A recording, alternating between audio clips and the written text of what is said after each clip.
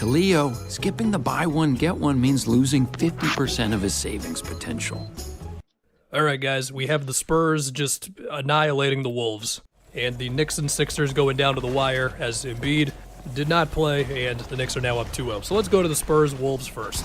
Everything you wanted to see right away from the Spurs, between Wemby just being in the paint more often, muscling through Randall, going for putbacks, Fox just pushing all the time off of makes and misses. I mean, it wasn't just him. Like, it felt like there was a whole Spurs thing, whether it was Castle pushing or Keldon just flying in transition or whoever, because the Wolves were just not getting back on defense.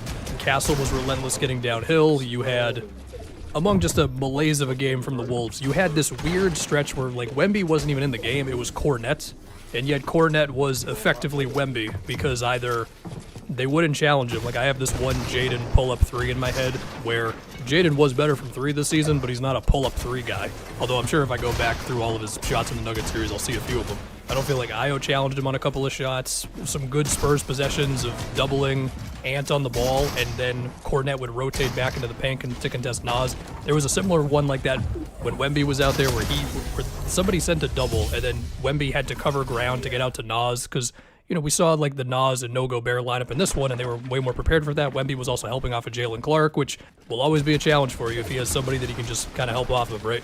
You had Harper's pressure on Ant that I'm remembering specifically when he was picking him up full court. Like the Spurs, they came out in this game like, we have to win this game, and the Wolves, they just kind of folded, man. Now, it should be said, the higher seed being down 1-0 going into game 2, that is probably one of the more predictable blowout wins you can pick in a series. But even so, the degree to this one was crazy. I mean, once the Spurs realized that we could just push off of makes and misses and they're just not going to get back at all, it was like, what are we doing here? Now, you may be wondering, is this going to change my pick that I made 4 seconds after game 1 ended, saying the Wolves are going to win the series? No, I'm staying with the Wolves. I have 10 toes down on the Wolves. But, I mean, if you're a Spurs fan, you can just say, hey, well, we almost stole the first game and we didn't even play well, and then this game we killed them. Totally fair. We also did see them doubling Ant quite a bit as the lead ballooned, and there were some misses in there. Like, I remember a Terrence Shannon 3 that was pretty good off of that. But for the most part, like, if you're walking the ball up court and your shot selection's already kind of suspect, and you got Wemby waiting for you down there, and then the doubles, even if you're making the right play, but it's all just like a second later than you'd like it to be, or it's slowing down your offense, then yeah, you're just going to be in a very tough spot versus the Spurs defense. So that is pretty much what happened. I think similar to how it was in Pistons Magic after the Pistons blew out the Magic in Game 2, we are going to learn everything about this series in Game 3. Just how the Wolves respond, is it a nail-biter, the whole thing. Spurs did what they had to do. Let's be honest, me believing in the Wolves and then they lose Game 2 by 30 points, very on brand. Actually, let's just talk about Ant for a little bit. So, the image I have in my head right now of Ant in this series is a bunch of jumpers. They went in the last game, and this one they didn't, and also him getting doubled a bit more. Don't get me wrong, there have been drives, with him beating Keldon from nearly half court on a blow-by, and then Randall seals Wemby under the rim from Game 1 being the one I remember the most. We haven't really had the moments of, like, Ant versus Wemby at the rim, Ant full speed, Wemby's waiting for him, let's see what happens. And only Ant knows how his knee is feeling, or how both knees are feeling. And besides the fact that that would just be really, really cool to watch, it might just be kind of tough on you if Ant's got to make a whole bunch of really tough jumpers, but he did it in Game 1. As far as Randall, I do wonder if the Wolves can get him established early in the next game and find him some mismatches similar to what it was late in Game 1 where he was going out like Vassell, or he had a tough one on Keldon, I believe, as well. I mean, in this one early on, like, he did get one Fox switch, but they couldn't get the ball to him. He screened, I think it was for, maybe it was Jaden, and he got Fox switched onto him, but then the play just didn't end up on his way again. He is also just being guarded by sometimes Castle, sometimes Keldon, so somebody pretty physical, but if you can find him some possessions against Vassell or Fox or whatever, that'd be nice. He did have an ugly one, I think it was like mid-first quarter against Keldon on the free throw line on this one. I'm also remembering a random double they threw at him early in this one that he wasn't ready for. Okay, now we go to Knicks-Sixers. First question, what's up with OG? As of an hour ago, I can't really find anything, besides a bunch of negative vibes from Knicks fans. We'll see with OG, and we'll also see with Embiid, where, man, that Embiid report, it was just a bummer. There's nothing more you can say. Hopefully we see him. Also, no Mitch today. But as far as tonight, it felt like the story of this game was, for the most part, when Maxey would put Brunson or Cat in actions, either to get the Brunson switch or just to put Cat in the thing, the Knicks would put two to the ball, not necessarily a hard double, but whether it's level of the screen, hedge and recover, whatever you want to say, right? And then it just became, does he dribble out of this? Does he make the play to the guy in the middle of the floor, and then you're just getting good shots off of that? Do you make the shots? Whatever. I mean, we saw Oubre have a couple of corner threes early on. We saw Oubre actually have two different drives off of this. One was fouled, one it was like a cut where he finished. They also kept on putting Oubre in the corner late there because Brunson was on Oubre, so it effectively made Brunson the guy who has to slide over, and he did strip Maxey on one of those when Maxey split Cat and, well, I'm going to guess it was McHale. Felt like PG as well as VJ made threes throughout this stuff in the flow of the game. VJ also had a couple of tough jumpers where the play just sort of died on him and he made something happen anyway. And so it was close late, but then there were just a few of these plays that just went the Knicks' way instead, or the Sixers just missed a good shot. Like, it felt like there were a lot of plays there late where it was Barlow just getting it in the middle of the floor, having to make the decision. I'm remembering one where VJ was wide open on the wing, but he had to turn in order to make that pass. He tried to go to Oubre, bounce pass out of bounds. It should be said, the Knicks had a decently long stretch of the first half where because of Cat's fouls and because Mitch isn't playing, it was either Huck Porty or there was just no center at all. And they just had some good hustle plays out of it. Like one of the times off of the double, this one when Maxey was going at Brunson, I think Oubre was pretty open at the top of the key, and then Cat just made a really good defensive play to get out there. Then they're scrambling, and I think VJ ended up taking just a difficult shot that didn't drop, or there was like maybe one VJ corner three that didn't go in throughout this run. But I mean, look, VJ 3 for 7 from 3. Like, he's still making shots as a rookie in these playoffs. So that kind of felt like the big thing late. I mean, there were other various things throughout this, right? Like, we had more of Cat as a playmaker at the top of the key. We had some stretches there where it just looked like Bona or Drummond. It's kind of tough for a traditional big guy to guard Cat. Either you're not high enough up on the 3 or you're too high up and then he can drive on you, which then led to them putting PG on Cat late in the game. And I will say, they did win, and Brunson did make a couple of his ISOs against Barlow.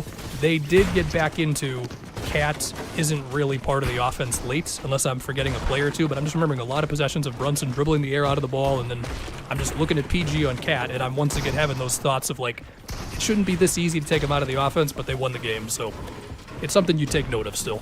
I get it, he can switch, but there's still options there. Now, Cat did miss a shot at the rim when he was guarded by PG, but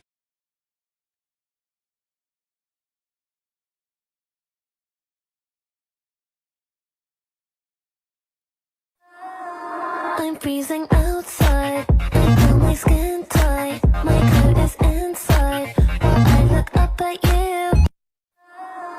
I'm freezing outside.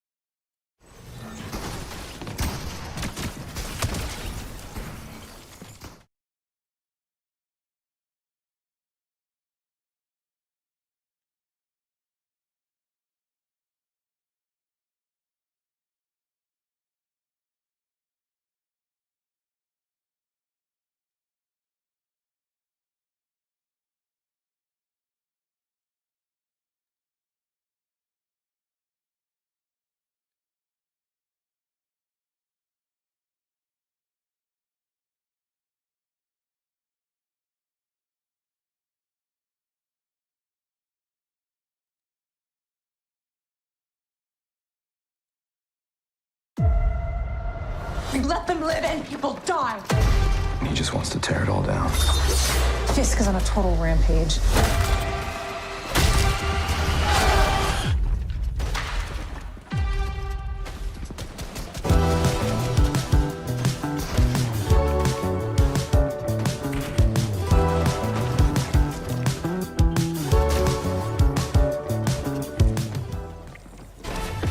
It is game 2, Western Conference semifinals, and the Spurs trying to defend their castle.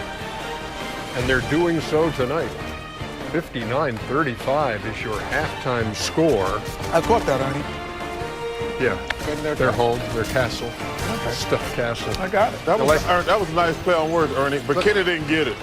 Oh, yes, he did. I just said I got it, and now you got it. Hey, it's NBA halftime. It's presented by Hyundai.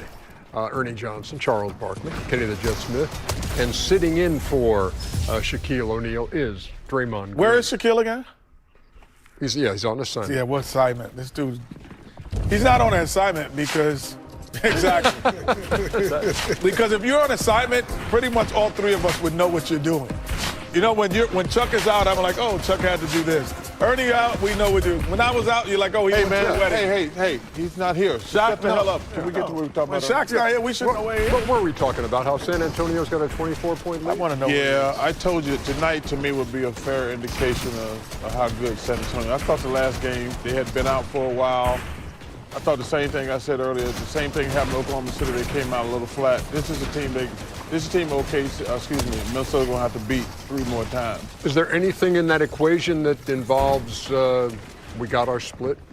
No, Minnesota? no. This is the team right here. And I told you, to me, the key to the Spurs, I always said, who's going to score? And to me, I found out in the playoffs, it was Fox. Fox played him. He's got 14. I know I love Castle. But De'Aaron Fox, to me, is the guy who has stepped up. He's got to get them 20 points a night, in my opinion. Then those young kids going to come along. But this is the team defensively. Because like I say, they just didn't play good in game one and had a shot to win at the buzzer. Minnesota didn't play great. But if you go back and look at that game, like, man, the Spurs played awful. Victor couldn't buy anything. Fox played bad. And they still had a shot at the buzzer to win. But this is a team they're going to have to beat 3 more times. I think we have an epic moment, which is presented by Hyundai, which will give you a snapshot of the first half. And in the first half, Minnesota with 35 points. Wemby, Castle, and Fox combining for 40. It's the lowest scoring half of the season, regular season included, for the Minnesota Timberwolves. Before you start rolling your pictures, I need to know what it's like when Wemby is your guy. How do you defend? Well, number one, I think you try to make him uncomfortable. You press up into him. You have to do your work early because, as we'll see when I do roll my pictures, if he gets position, there's nothing you can do. He's 7'5". He shoots. He has a high release point. He shoots over the top. So you have to do your work early with getting positioning. But another thing is important is your guards defending.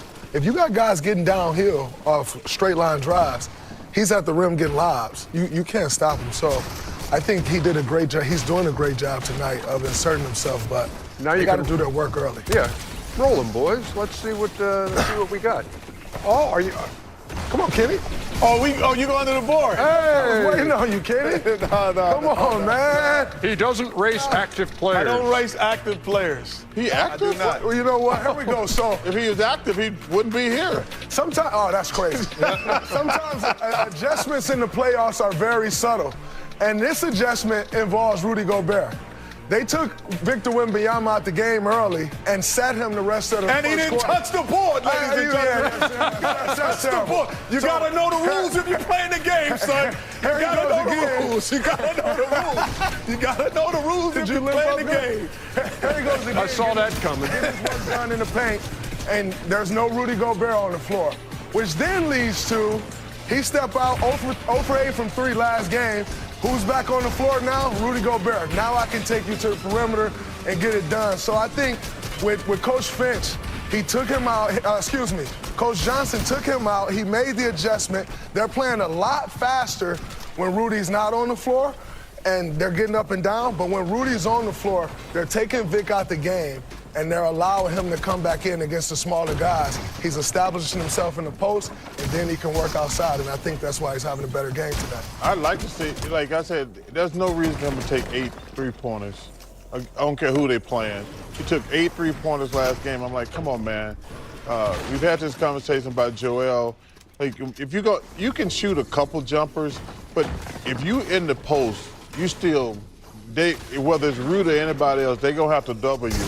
And that's the only weakness in this game. He got to get stronger in his lower body because you can push him out, but you said it earlier. Once he gets in the post, he's a lot to handle. Wemby and Fox combining for 28 in the first half. They had 21 combined in the fight for victory presented by Modelo. Here was the fourth quarter for the Timberwolves in game 1. They scored 35. Edwards had 11 points in the fourth quarter, again coming off the bench in that game. And again, we'll see what his status is tonight for game 2. Wemby was otherworldly on the defensive end. George alluded to the fact that he said he thought he spent too much energy on things on defense and on things that really didn't help the team. How did you see his opener? I thought he was otherworldly in the first half defensively. I thought in the second half he looked tired. You got those guys, they're putting the body on him every play. They're putting the body on him offensively. They're attacking him defensively. And although he got the block shots to the point of Terrence Shannon Jr., they're going to keep going at him. And they got athletic guys with Terrence Shannon, Anthony Edwards, Naz Reid, Julius Randle. All those guys are getting downhill at him. So I think it's going to be interesting where they've managed Wemby's minutes all year long. They're not going to be able to do that in the playoffs, and I can see him wearing down like he did in game one. Yeah, 3 guys with double-digit blocks in a playoff game. Akeem and Andrew Bynum, in addition to Victor. Not the game he dunked on shot. Victor Wembanyama. I think that is. I think it is. Before we hear from you two guys on this, 12 blocks, unless you're talking to Chris Finch. When we looked at them, at least 4 of them were goaltending, maybe even a 5th. To me, it's a little alarming that none of them were called. So let's just say there were 4. That's 8 points. You know, the value of 8 points in an NBA game is massive. How many of those do you think were goal attempts? You found me. You found me on the first one. But I mean, if you look at them, yeah, probably 3 or 4. I wish I had that type of. I wish I had that type of treatment too. On the offensive side, Wemby did not have a big night. He was, 5 for 17. He missed all the threes he took. 0 for 8. In fact, he and De'Aaron Fox both failed to hit a three-pointer. Well, I'm so glad you said that. Because to me, well, first of all, women shouldn't be taking 8 threes. That's too many threes for a 7'5" guy. You need to go down in the post where they have to double him and use his height to his advantage.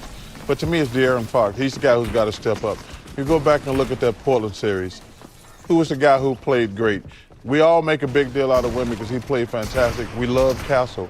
But if you actually look at the game, Fox was fantastic in those games, especially the games that Wemby, the one game he didn't play, or 2 games.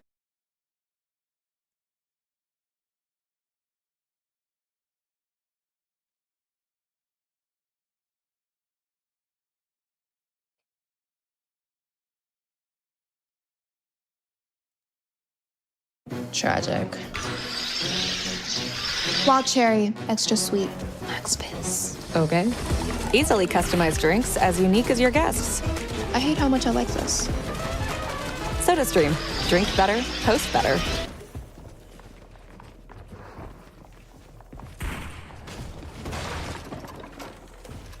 Loaded.com. Get the biggest game releases of the year at the best prices. Enjoy incredible savings with up to 35% off new releases. Loaded. Pay less. Game more.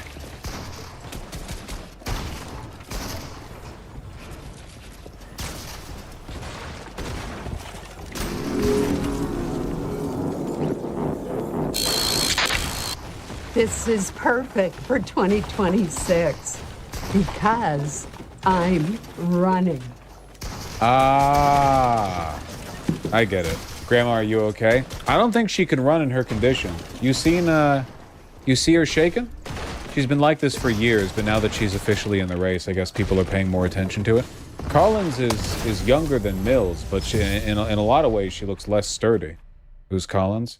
Senator in Maine, unpopular, and going to lose to Platner. Speaking of the Maine Senate race. Oh, I saw this one. Didn't this make some people mad? I didn't see it. Maybe it'll make me mad. Who knows? I do hate Trump voters. I really, really hate them.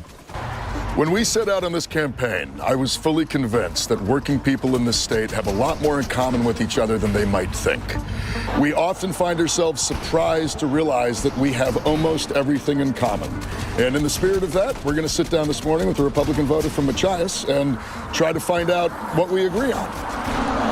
Yeah, they asked me earlier, a minute ago, why I got into politics, or how long, if I'd always been involved in politics. I haven't. 10 years ago, Trump decided to run, and he spoke my language. And I voted for him again. I voted for him 3 times because I wanted to see how he was going to continue, because I thought he was doing okay. And then this turn, I told my wife, I said, I'm going to vote for him this time, but he's got 1 year. He's not only not done what I thought he was going to do, he's gone not completely the opposite direction, but pretty far. Yeah, he's gone pretty far beyond what, and it's not good for the country. Right. None of what he's done is good for the country, and that's what I wanted. I hate to say, I'm not going to say I was wrong, because I don't like to say I was wrong. But I will admit, yeah, I'm questioning pretty hard on things. Trump came along and told a lot of us that something that we knew to be true was actually true, which is that we live in a system that's stealing from us.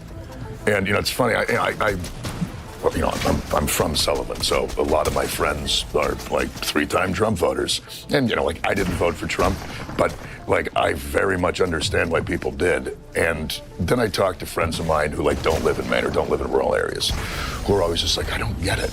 I'm like, man, everybody down here feels like they're getting robbed. And Trump came along and told us that, one, you are getting robbed. Meanwhile, everybody else is telling us that everything's good. They're like, the system's great and we should protect it. And Trump said, the system is screwing you, because it is, and we all see it every single day. I was not surprised back in 2016, where I had friends of mine who were like, I either like Bernie Sanders or Donald Trump. And I know a lot of people who are like, that doesn't make any sense. I'm like, it makes sense to me. It does in the sense that it's because both of them were like, this whole thing is screwed up. Blow it up.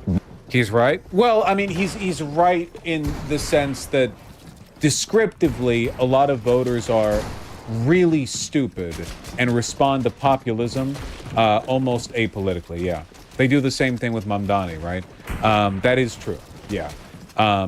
It's not really a defensible position. It's just factually true that a lot of people are like this. Yeah. Blow it up and do something different. And I think that was the message. And it's a compelling message, and one that, frankly, I think that, that's my message too. I mean, this thing is, in many ways, irreparably broken.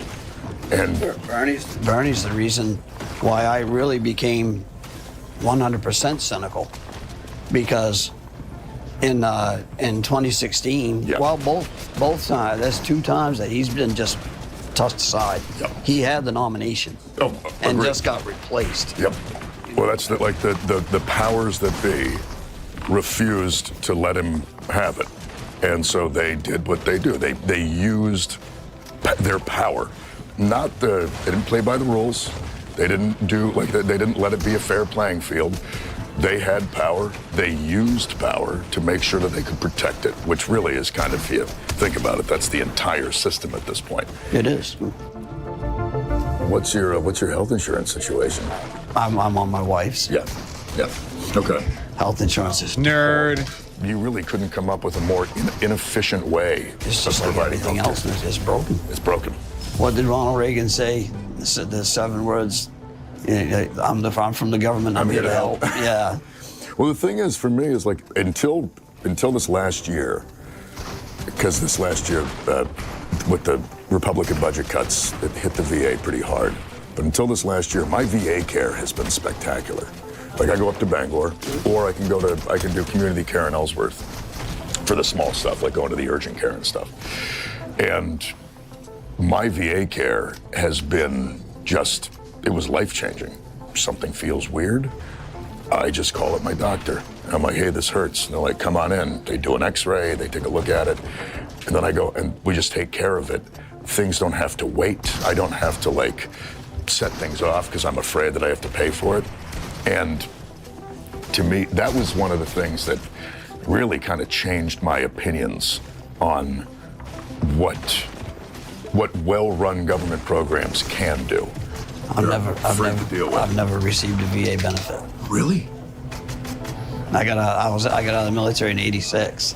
You've got an honorable discharge? I got a general discharge. A general, yeah.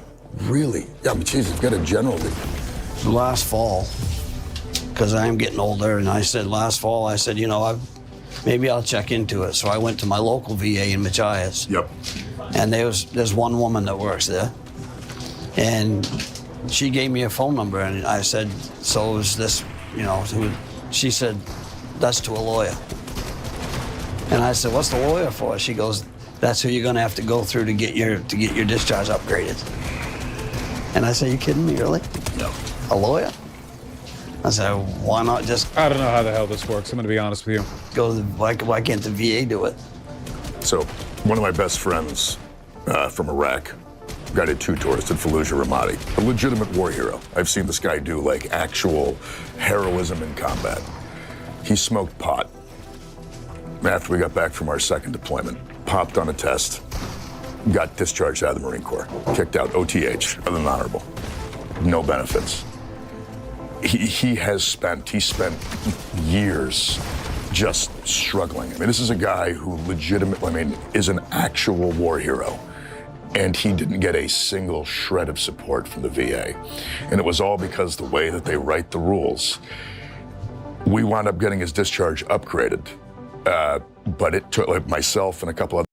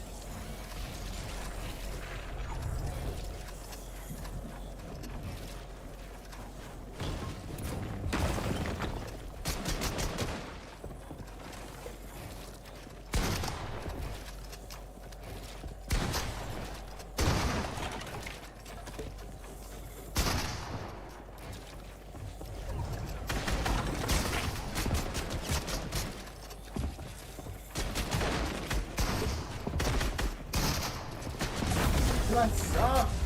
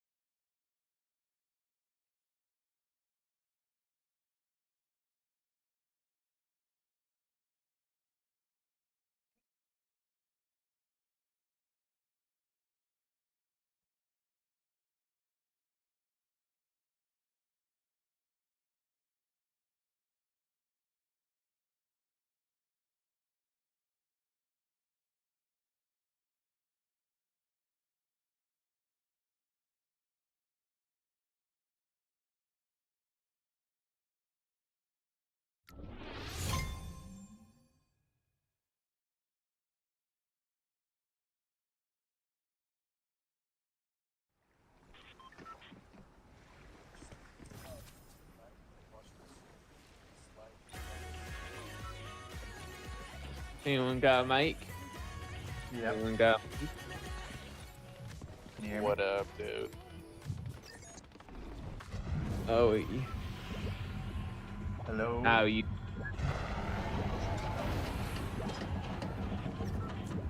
How you doing? Where your girlfriend at? Hey guys, is my mic working? Oh, what's? Yeah, it is. What's up?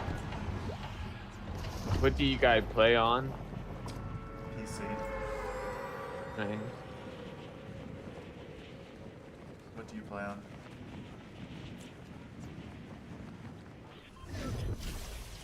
That'd be funny. I feel like that's personal.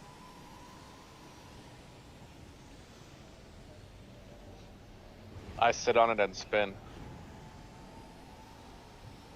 What do you play on? It's called a sit and spinner. Oh, that's cool. He said that's cool. Oh, fucking weak, bro. What else am I supposed to say? Where do I get one? Did you get a discount?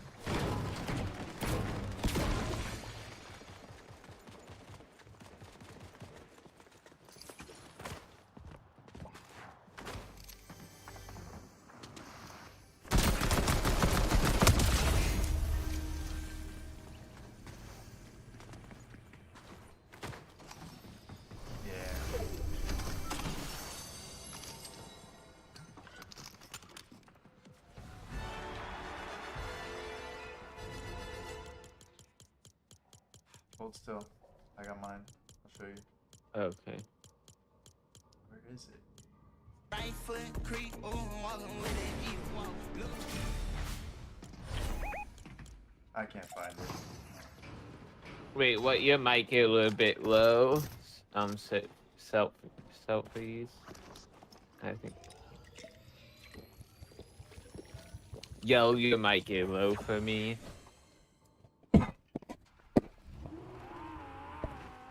How about now? That a little bit better.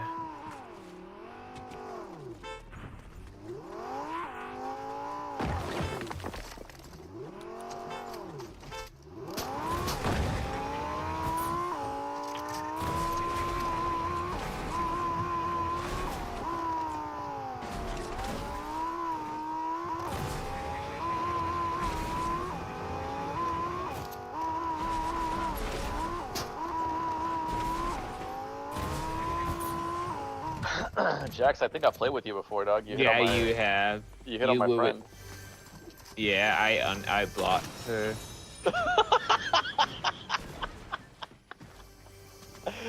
Oh shit, that's funny. Why'd you block her? Because she wouldn't play with me, so there's no point me having her added. Little bitch, huh?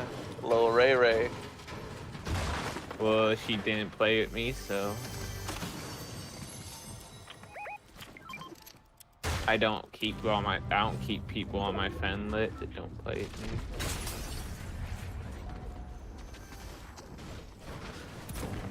Who is shooting at them? Wait, Ray, how come she's not playing with you right now? She's playing Pokemon. So.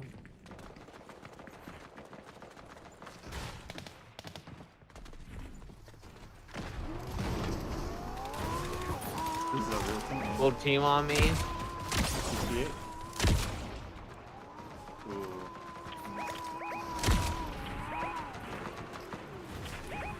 Is there like how many up there? Full team up there. Full team.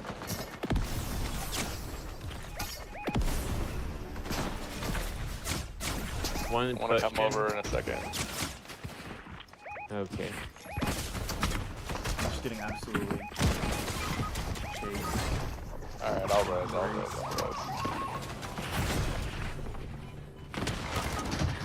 Oh lord, not everybody.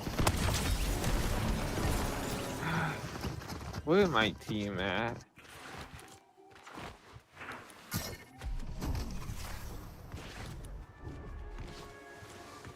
I got you. Luckily, I went over here.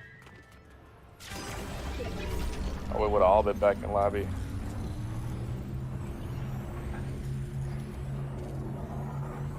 have the high ground.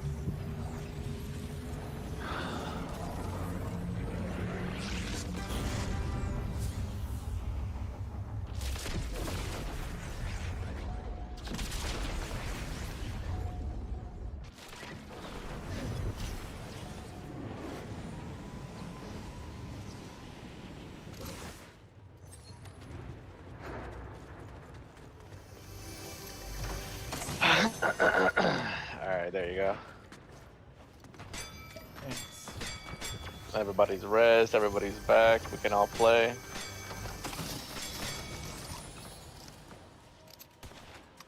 Those gloves right here, new fisties.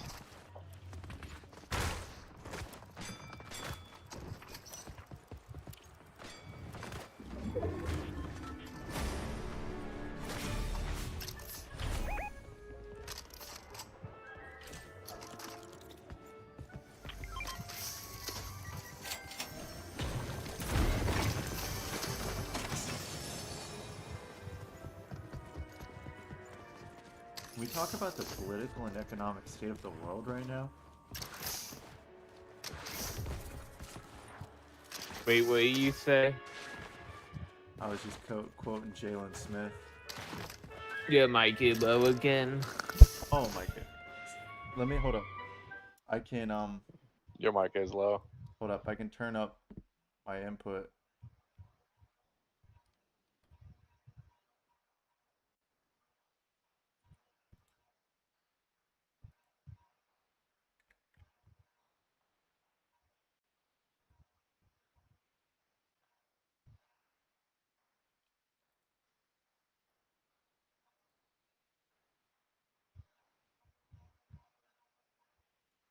Where the fuck are they?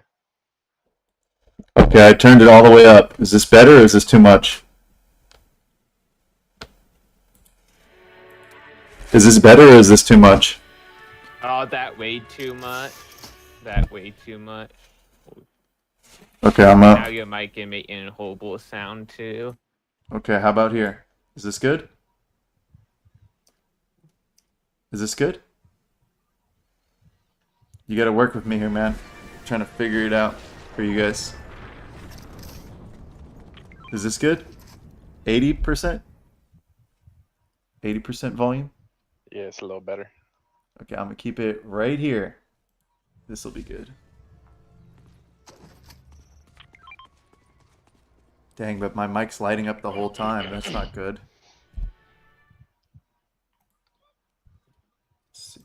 It's not too Yeah, I bad. can hear you a lot better now. I'm gonna do Now 60. your mic is loud enough. 65. Let's try 65.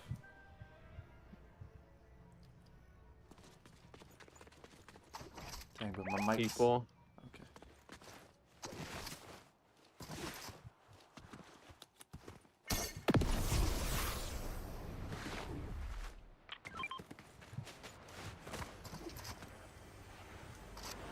Testing, testing. It good. Okay, that's good.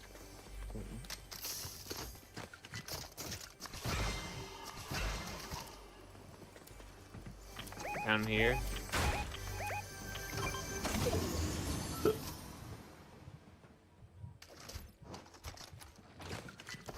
You guys fighting?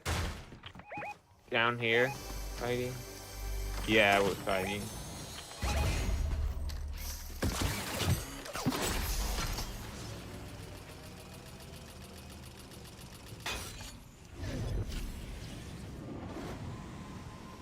Need some shockwaves, bro. I'm running low. I just dropped some. Where at? I got shooting up ahead. At the... You're not gonna want to go back for them. Probably not. Right here, people. I got 2 left. I just...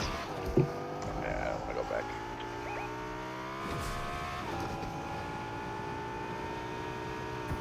People over there? By the red mark? Yeah, I see right them. here. I see them, big guy. Oh, he's flying in on me, bro. He's flying in. Okay. 64. On the farmer guy. Okay.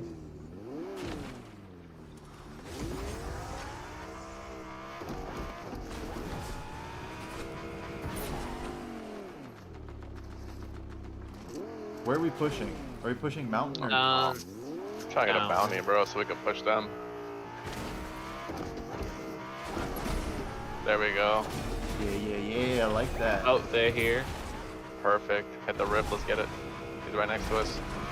Alright. I think they might be on us a little bit. Jump on it. He's right below. Jump on his bitch. These are bots. Right here.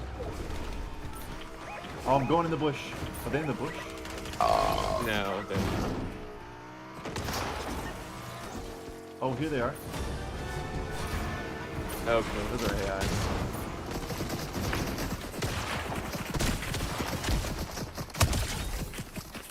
Somebody's flying in on me. Alright. Rebooting on me? I'm coming to you. They are rebooting. They are rebooting. I'm in the car. I see the farmer dude again. 65 on him.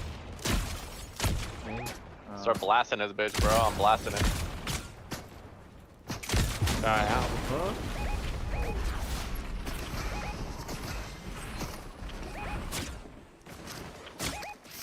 Who the hell is hitting shots? Did he die? Where did he go? He's right next to me.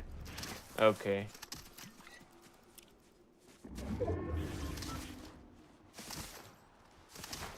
I'm chasing. Okay.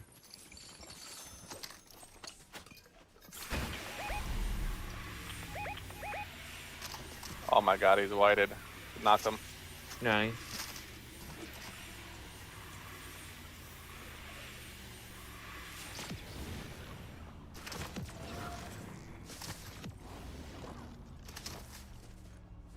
I don't know where the fuck he's at though. Oh no. Okay. Oh crap. Oh, right here. Oh. Nice. I need those shockwaves. Damn, never mind. You have only one. There's only one? Fuck. Yeah. Oh. Someone's rebooting. Really? Yeah. Pushing it.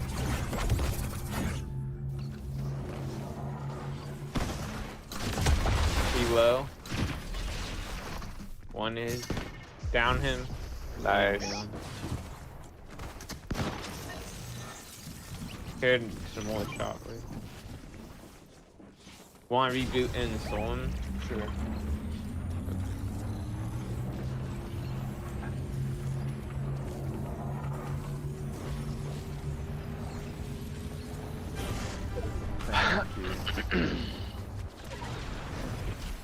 There's a vending machine up here at the at the gas station. Storm is fucking hitting though. Holy shit. Oh shoot, I know where the side kick. Wait, no.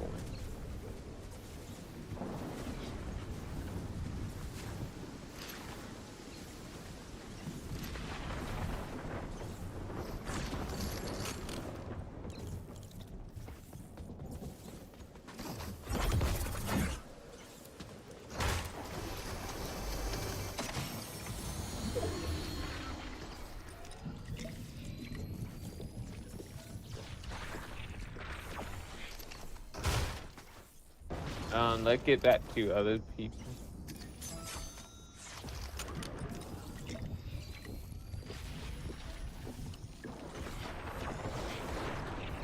Does anybody need ammo? I'm fucking stacked on I'm everything. good on ammo. What about the homie we just res? Yeah, I need shotgun ammo. Where you at? He always used to have the reboot by the thing. tree. All the way into the storm. I'll be there in a sec. There you go. It's on my mark. Thank you.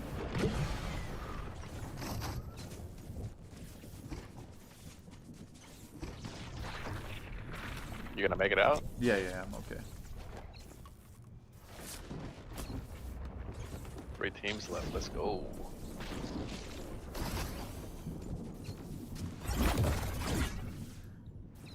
When you come up, there's barrels. Right here. Barrels. 50 pot. Yeah, there's a bunker.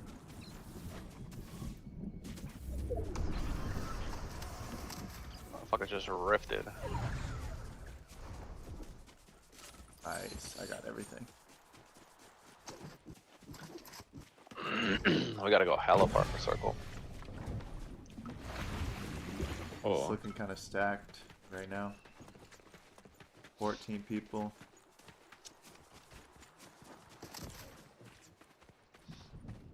Here's some heavy bullets for you.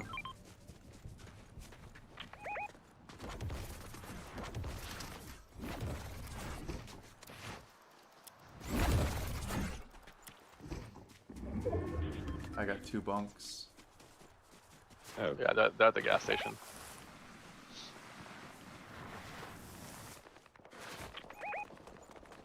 Yep, I see him. 105 on one of them. They're real too. Oh, one pushing. One push. That dude got cracked.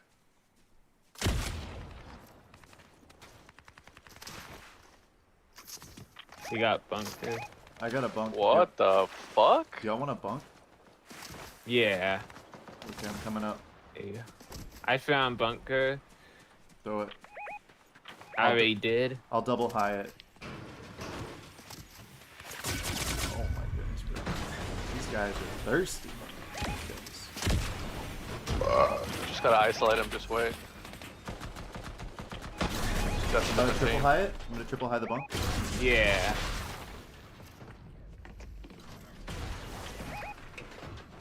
Oh, behind us. Look behind us. Holy crap.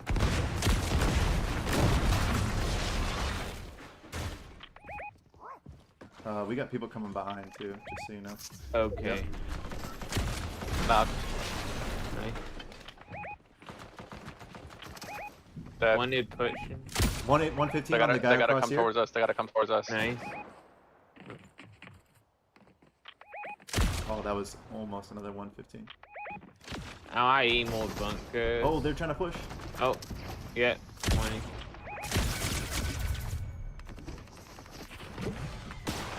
Nice. Jesus Christ, what the fuck? Oh, bro, what the fuck? 5 twice. What type of gay shit was that? 5. I need that med mitt.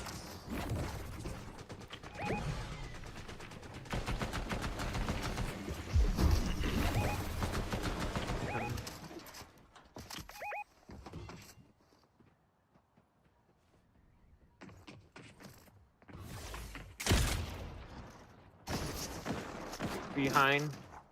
I need that med mitt that Greg got. Dead on one. Good come. Nice. How are we rotating, bro? Yeah, rotate.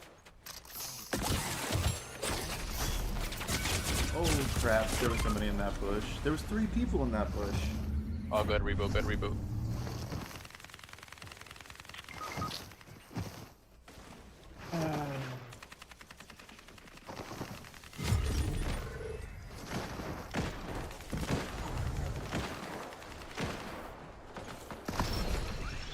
Damn, good try, Doug. Yeah. Good try.